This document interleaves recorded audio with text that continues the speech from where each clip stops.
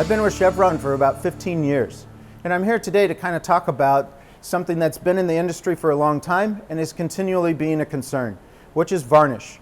Varnish comes in many different forms, comes in different colors, and it has a huge impact on our industry, costing thousands to millions of dollars to your operations. Varnish is this insoluble material that slowly will deposit out onto materials. This happens to be a thermostat valve.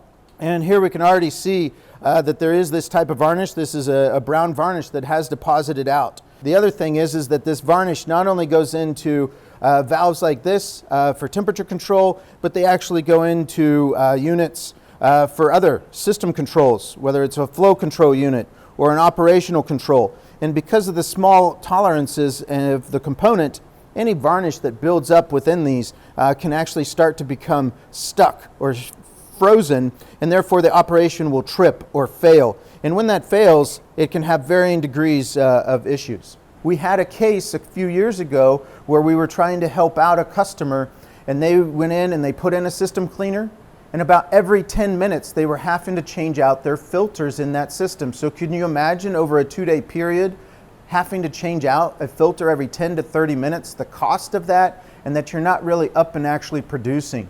The benefits here is that when you look in screen cleaners and know to challenge your salespeople that are trying to tell you about a product is to think about those things. And that our product you can actually still be producing, so you're not really creating extra downtime by using a cleaner.